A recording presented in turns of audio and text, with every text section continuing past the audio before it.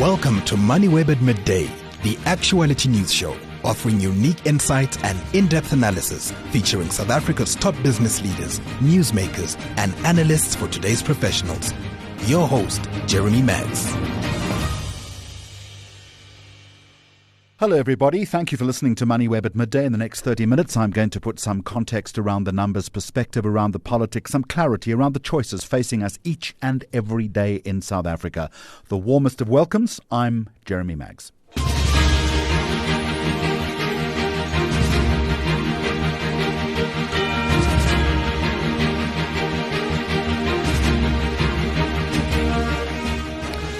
Coming up on the programme, trust in local government is collapsing and citizens are being challenged to take democracy beyond election day. That is just around the corner.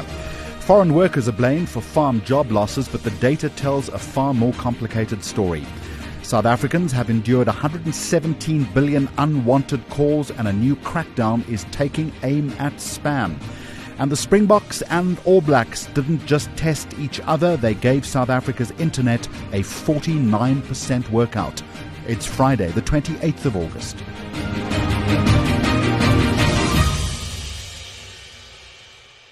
Ahead of the crucial local government election in November, South Africans, I think it's fair to say, are frustrated with failing local government.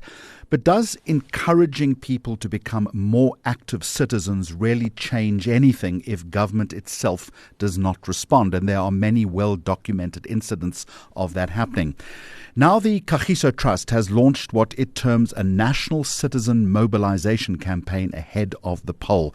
And I want to discuss this in a little more detail. I'm joined by the chairperson of the trust, Zwetwahu Nebutalu. Thank you very much for joining us. Why should citizens keep engaging with local government then when so many have concluded that it is simply not delivering in so many spheres? No, it's true that trust in local government is low, voter turnout is declining. Many young people feel disconnected from democratic processes. The democratic project, to me, is the most beautiful you can ever get because it is the best way of ending the contestation for power, in this case at a local level. It is done very peacefully. We can do it even celebrating it. And it is the best way of ensuring that the will, whoever is governing not in terms of imposing themselves, but with the will of the citizens. And as you are aware, we do need government or governance everywhere. So we can't wish away government, but it is beautiful for us to have a government in which we have participated. But for many South Africans, that idea of it being beautiful no longer exists. And I've got to wonder to myself whether declining voter turnout is now less of a failure of citizenship and perhaps an understandable and a rational response to what amounts to years of broken promises. It can be yes or no, Jeremy, because anecdotally, when I look at it, the issue of voter turnout seems to be a problem of black voters. It doesn't seem to be there, for instance, in white communities. And I'm sure that if we talk about broken promises, those communities are also complaining a lot. In fact, some of them even hate government, but they understand how to use the power of the ballot. So those people who actually feel there has been broken promises, they should, if they are real citizens and they care about their country, they should be able to use the ballot even more to bring changes, the changes that they desire. But you don't think that level of frustration has got to a point now where people have simply given up faith in the process itself? No, I don't really think so. We can, or that is why we're coming in as Kagiso Trust. Maybe you can say that we are prisoners of hope. We can't, the moment you give up that, you give up governance. The moment you give us governance, in many respects, you are giving up your own country. And this is our country. there was a time when many of the people were excluded from the ballot itself, and people struggled for years for them to be able to gain this ballot. Now, it can't be right that when we've got it, we exclude ourselves. During that time, there were so many reasons why people might say you have got issues of service delivery were even bigger than that now. Issues of exclusion, you had no say in the government of the day, the leaders of the day, and yet people fought to be able to say that we need to be able to get the ballot so that we can determine who actually leads us. So even now, I do think that we need to ignite the 1994 celebration of the ballot and urge our people, our communities, especially the youth, to be able to go out in large numbers into the voting stations. But beyond the voting stations, we are saying that people need to be active citizens. They need to hold the leaders that they elect accountable. First, they must make sure now that they choose the leaders who care for them, for their communities. They know them.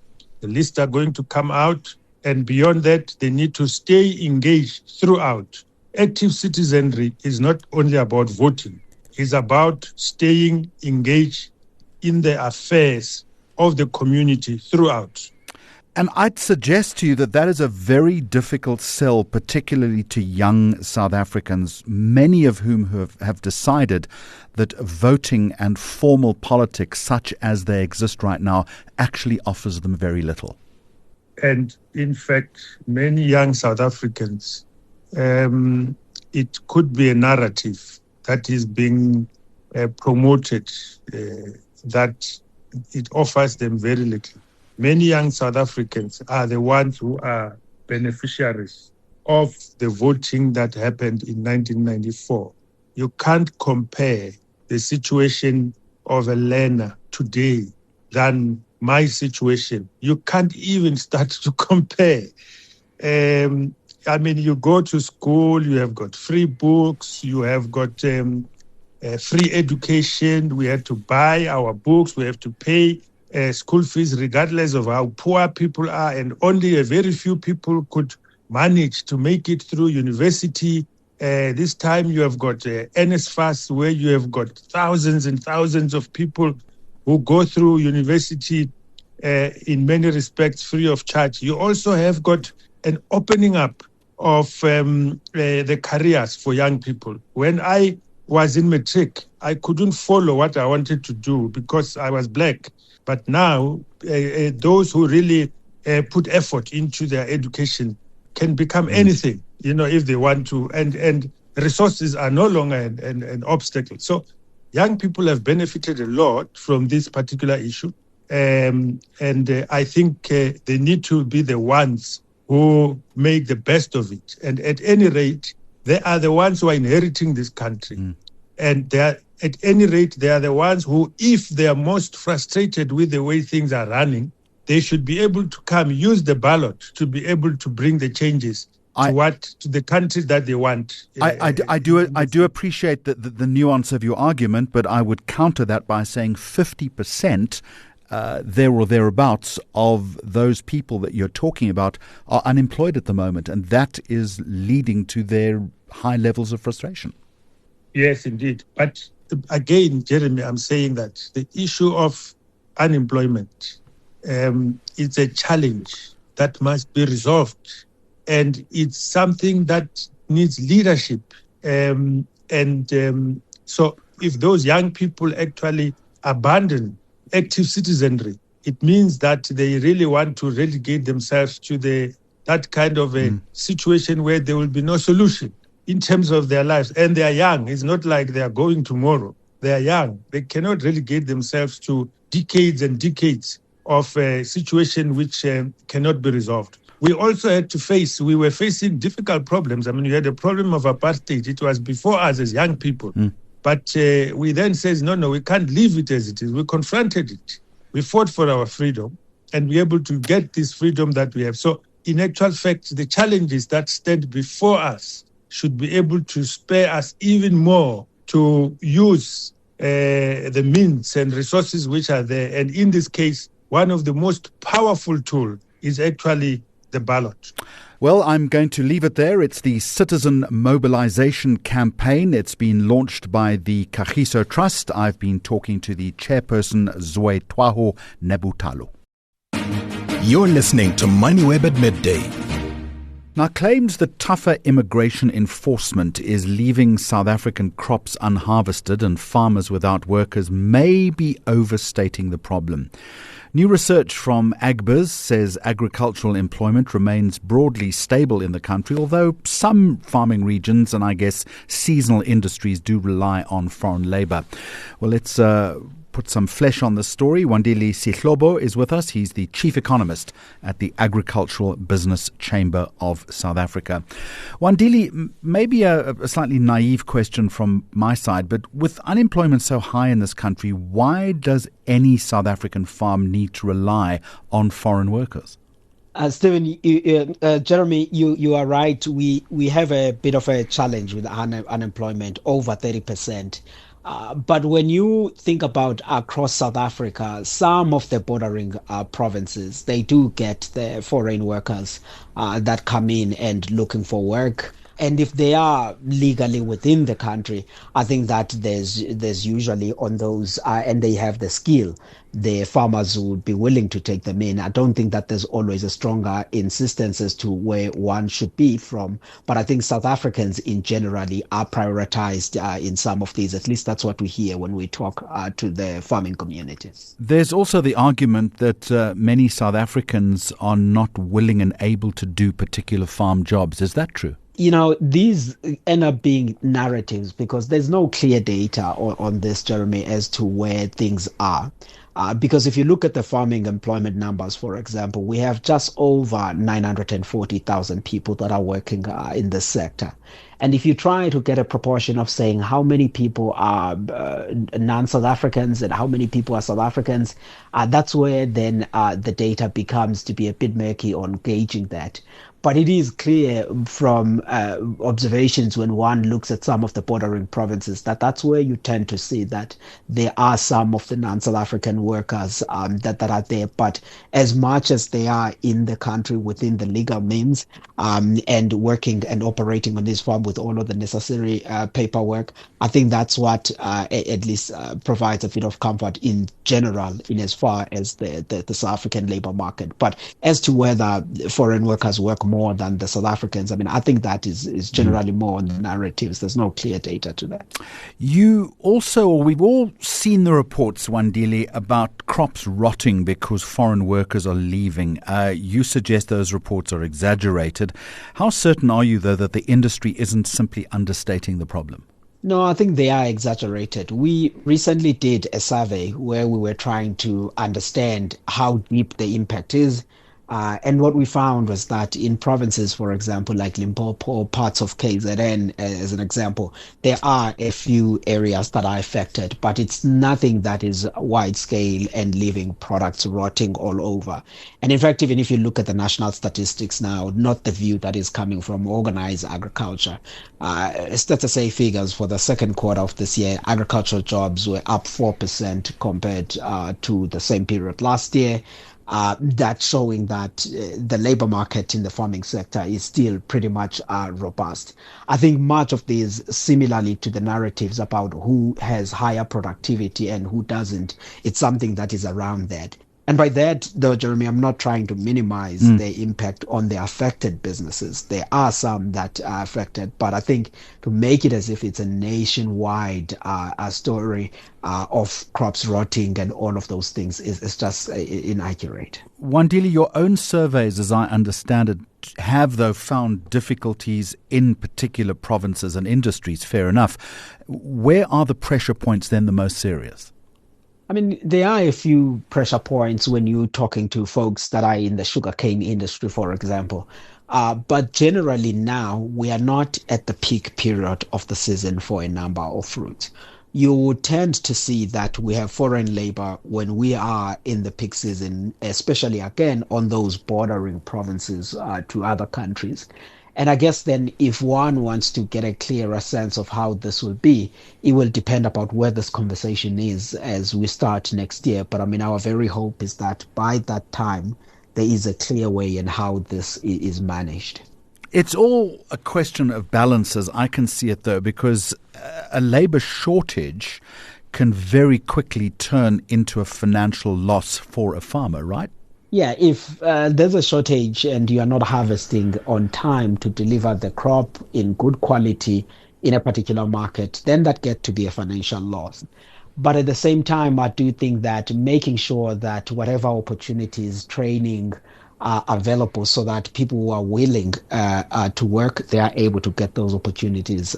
That's something that must be promoted, which is why, I mean, we have consistently been saying organized agriculture, Department of Home Affairs.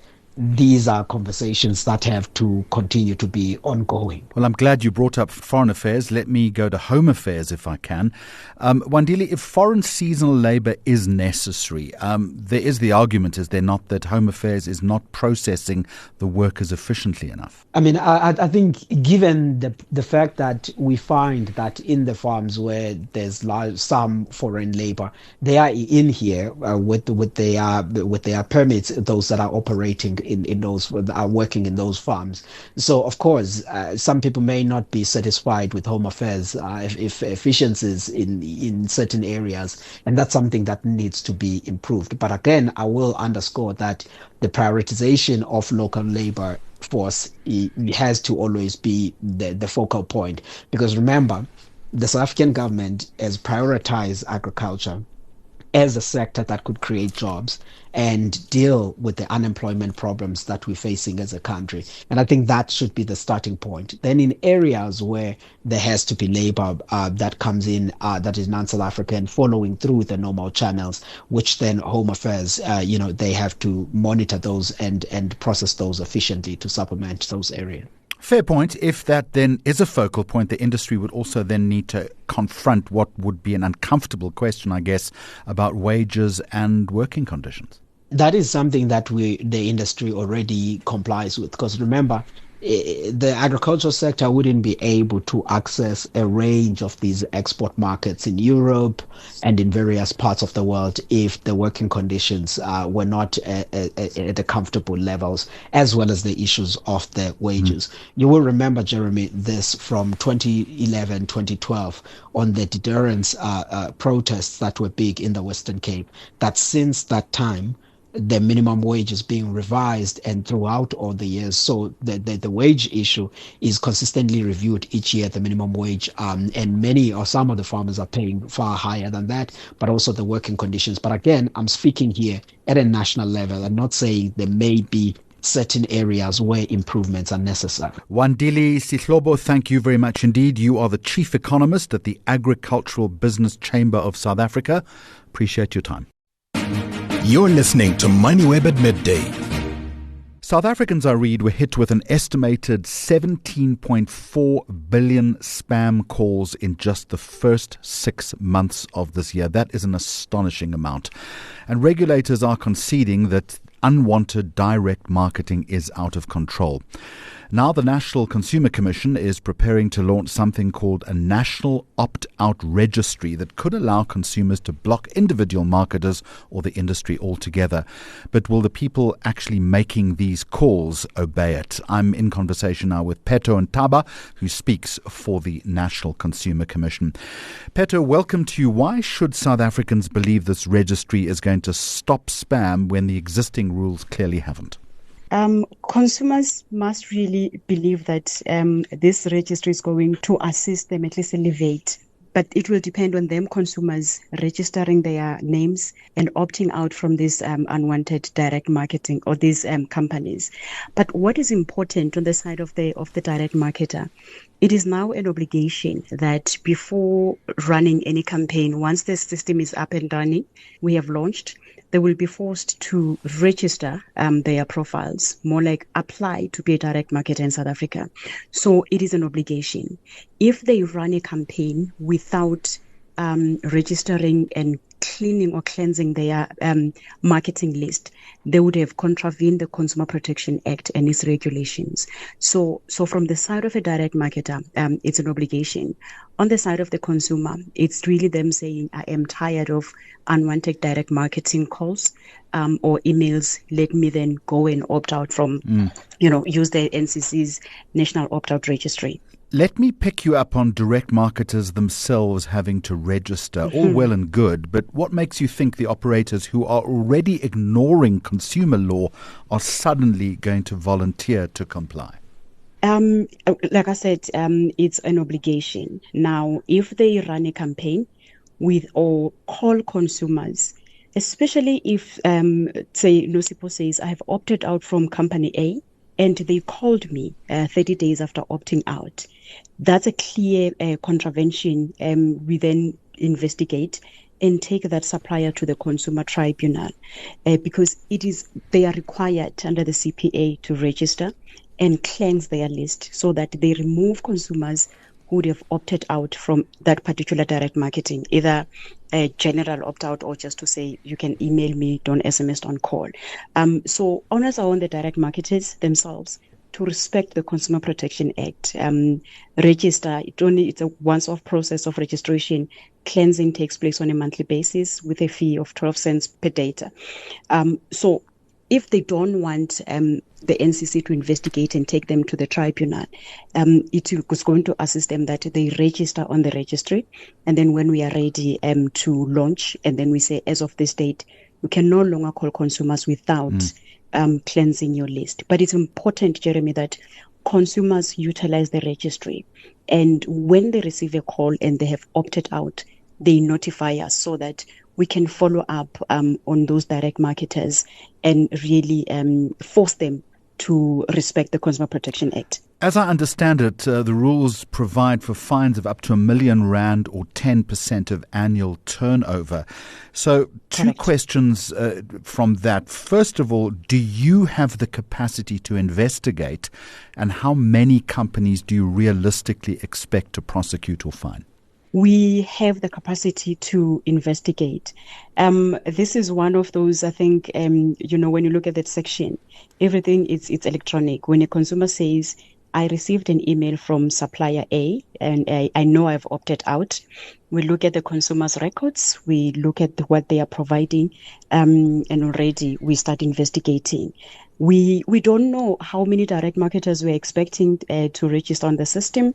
We've got, fluctuating figures, but you know that we're expecting a lot. But we see they are registering in numbers, meaning that they really want to do what is right. They want to respect and comply with the Consumer Protection Act.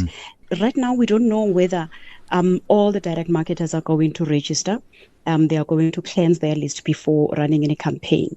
We might expect to see, some saying, we will just wait for whenever they catch us. But this is where we'll be saying to consumers, do come forward if you still see these numbers and you have opted out. And what is also essential with the regulations, direct marketers are required to introduce themselves. They must be identifiable. You can no longer receive a robot call when you pick up, they say, hello. Are you under debt review or something like that? They need to introduce themselves immediately when you pick up a call so that you say, I've opted out. Or if you have not opted out as a consumer, you quickly go into the registry and opt out so that they don't call you 30 days later. So it is an obligation. In terms of investigating or investigation powers, we do have powers and capacity to do so. And then also in terms of the direct marketers, we don't know how many we are expecting, and we don't know how many will comply with the CPA. There's also a distinction, is there not, between irritating marketing and outright criminal scams, which are also on the increase in South Africa. Is your registry going to do anything at all about fraudsters, particularly those spoofing numbers or operating outside South Africa, which again has become a big problem?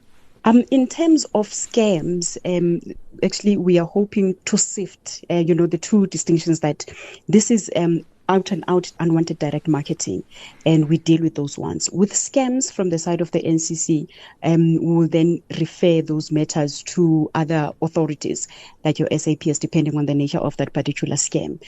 So it will be important again for consumers when they say, look, we've been receiving these calls, and this is what these people are doing, and I lost X number of money.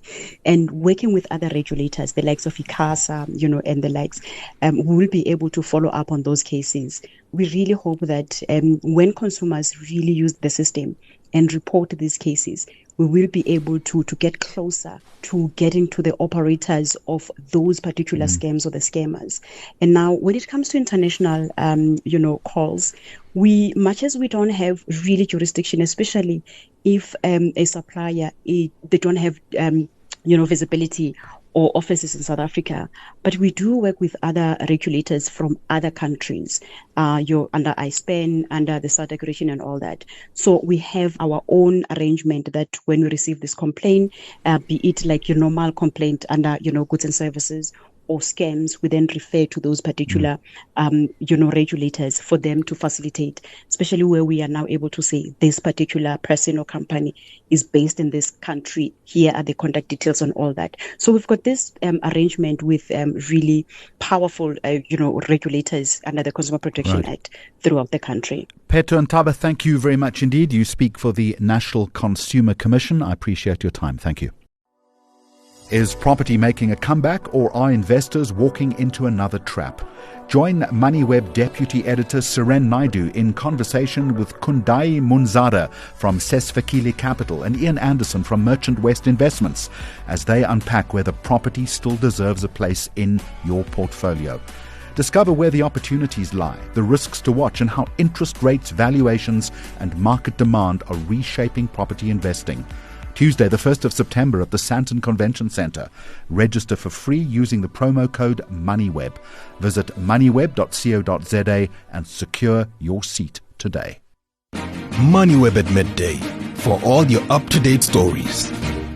Now, when the Springboks played the All Blacks last weekend, South Africa's internet got almost as much of a workout as the players. Let me explain. The internet service provider RSA Web recording a 49% surge in streaming traffic. And I think that raises questions about whether our networks are ready for an increasingly streaming-first world.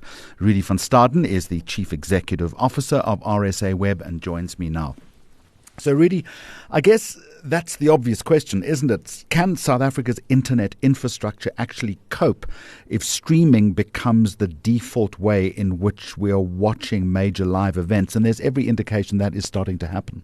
Absolutely, Jeremy. Thanks for having me on the show. We can. In a nutshell, the short answer is yes. The way South African networks have been designed and structured, we really are geared up for expansion. Getting more bigger pipes coming into the country, undersea cables, was a huge step forward. But our local infrastructure, what our operators have done to build fiber in the ground, is actually groundbreaking. We've built better network than many parts of Europe.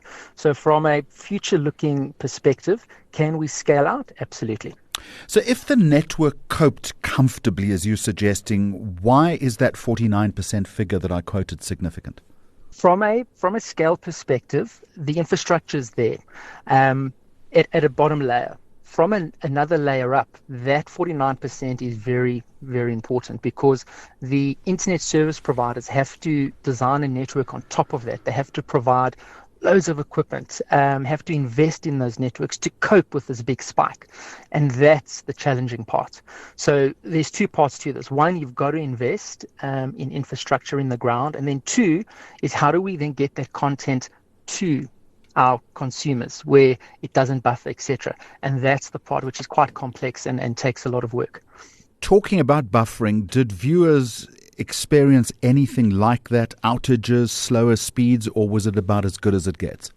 I'd like to say our customers, Jeremy, had a great experience watching the game streaming across the board. I mean, all internet service providers should be providing that buffer-free experience. They should be prepared for these large spikes or bursts rather in demand. So there shouldn't be a buffering experience. What is interesting to note, though, is that when these games take place or sporting events take place, the World Cup, for example, for the soccer, that was a 60% increase. It's not just the home users streaming the game and watching it on one device. What's actually happening is multiple devices are being used. And this phenomenon is called the second device phenomenon. It's quite common throughout the world. You watch the game, but at the same time, you're uploading videos or photos onto WhatsApp. You're on your chat groups with your friends and colleagues. Have you seen this? Have you seen that? Sometimes someone in the household may not be interested in the game, so they're watching Netflix or their show.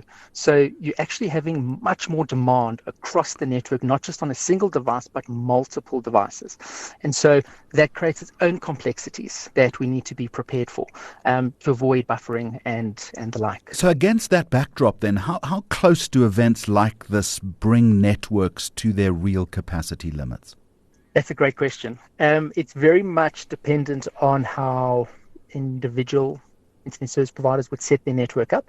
But you should be prepared. You should invest in your infrastructure, in your data centers. And if you don't, you could run the risk of not being prepared for these bursts. But I think as a whole, as an industry, we invest and we do a good job of that in South Africa. But there's going to be more. And I think this is the exciting part looking ahead. Streaming services are increasing all the time. If we look at who's eating the most amount of bandwidth, for lack of a better term, it's mainly your Netflix, TikTok, YouTube, Facebook video, and now these streaming events when they burst. So we're seeing this constant increase in consumption of content. And then you take another level up. Guys don't just want to watch in standard definition anymore, right? We talk about HD, 4K, that adds to the increase. Then you have different sectors, right? Your gamers, for example, they can't wait around for a delay in data coming through. For them, it has to be instant response. And again, you have to invest in your network to make that happen with very clever architecture designs, or your customers aren't going to have a great experience and they're going to move on. You talk about this constant increase in consumption, and really, that is self-evident. Do you think, though, that South African networks are investing quickly enough for the growth that you're seeing? Because no mistake, it is going to increase dramatically. Or do you think we're still at a point where consumers are effectively paying for an infrastructure that was designed around yesterday's internet habits? No. I think from where the fiber network operators, these are the companies that have actually built the infrastructure in the ground, private companies. They've done a good job at ensuring it can scale and absorb this demand. But that's not in all households in South Africa. So what we're seeing is between 2 to 3 million households have had great fiber that's been built up to their home. And now we need to ensure as an industry that all of South Africa has access to good fiber internet connectivity. Many people, the vast majority of South Africans have connectivity via wireless solutions, mobile data, this type of thing. It's quite expensive.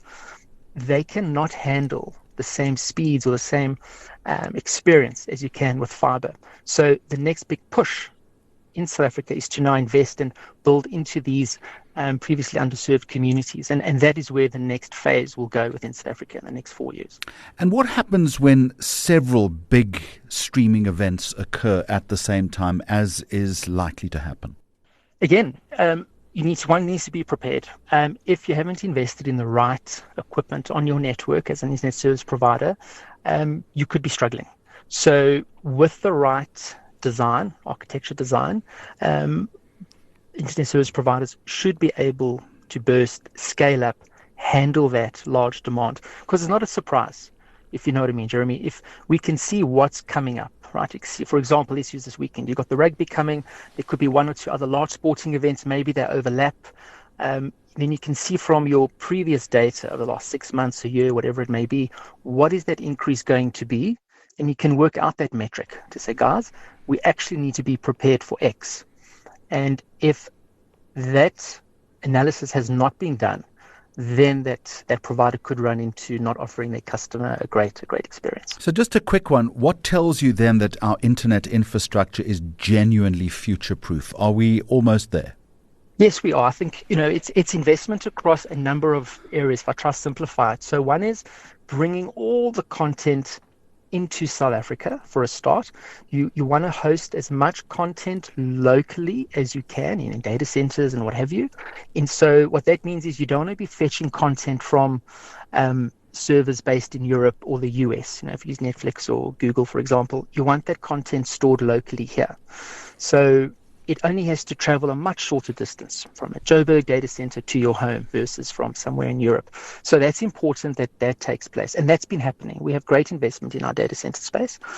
But then also bringing that content in on much bigger cables, undersea cables into South Africa. Those have been real game changers over the last couple of decades, and then a few big companies have invested in those undersea cables. So once that's been in place, now it's given us as a country access to far more data and content at a cheaper rate. And so those rates have come down of all this data consumption because people are starting to consume so much more. So those large fundamental infrastructure pieces have been put in play. Now it comes back to that local part that I'm talking about, where guys have been trenching in your street to your home. They've done a great job there. That can scale up quite nicely. But they need to keep investing in new technology. We can't rest on our laurels. Just because it's in the ground and we have great infrastructure now, it's not going to be enough in a year or 2 or 3 years' time. If we look abroad, people are having a 500 meg connection in the home, a 1 gig, 2.5 gig connection. There's 2,500 megabits connection in their home. We have now started to see that demand slowly coming through, and we've invested in that space where you can now start to offer a 2.5 gig, 2,500 megabit service. So that is coming. But the networks do need to reinvest in that. So it's not a cheap exercise, but it's a needed exercise. Rudy van Staden, I'm going to leave it there. You are the Chief Executive Officer of the Internet Service Provider RSA Web. Thank you very much indeed.